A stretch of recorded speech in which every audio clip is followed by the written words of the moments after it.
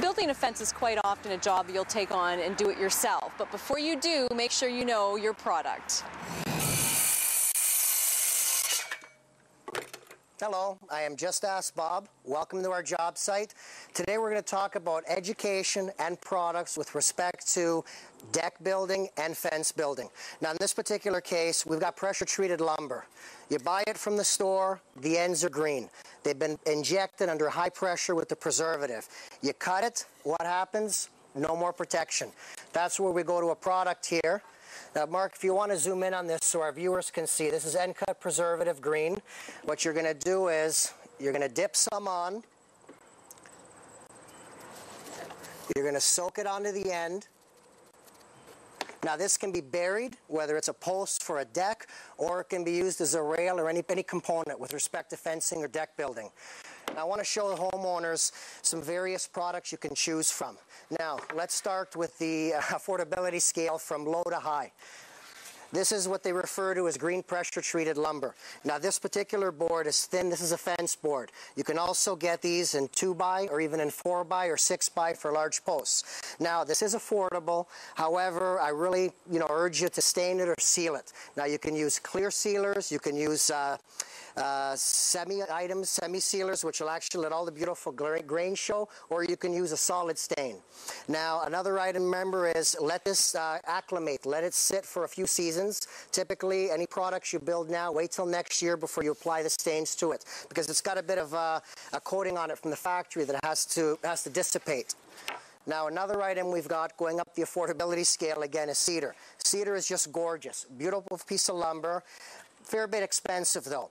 Now this will naturally repel stains, water, and insects. Now this doesn't have to really acclimate for any period of time. Pretty well, once you've built your deck or your fence, you can go ahead and give it a semi-transparent stain, beautiful to show the grain. You can give it a solid stain, or you can just put a clear sealer on it. Now the next item to show you here is composite. Now this particular board, as you can see because of the thickness, this is for a deck.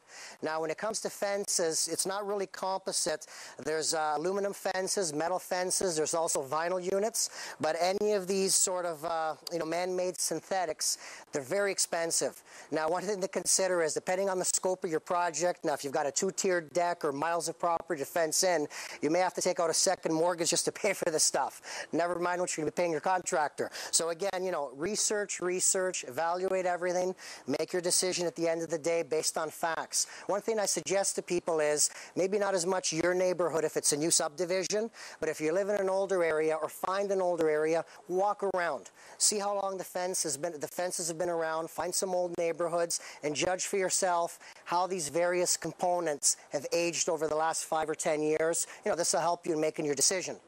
Now, another item is legalities. Fencing in the Hamilton and surrounding area, no permit required. However, if you have a swimming pool, any type of a swimming pool, you must get a permit, because the city will regulate, as far as locking gates or the height and the size of the fence. Generally, other than that, you don't need a permit. However, the height ranges between Hamilton and surrounding areas. Some areas allow you to build a fence 6 feet. Other areas regulate it up to 6.5 feet.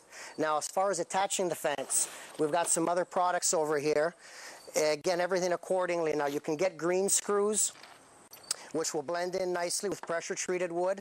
They also have screws that are meant for cedar, and again, they're specialty screws that are meant when attaching these synthetics, these composite decks. There's varying lengths. I like to use 2-inch for attaching fence boards, probably 2.5 for attaching the deck boards.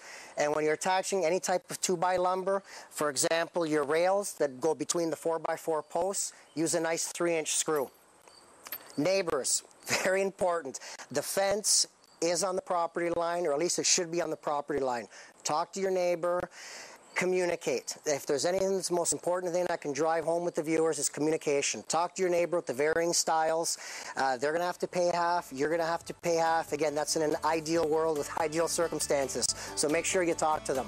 Thank you so much for watching. Thank you, Hamilton. Don't forget, tune in Mondays, every Monday at 5:30 to watch Just Ask Bob.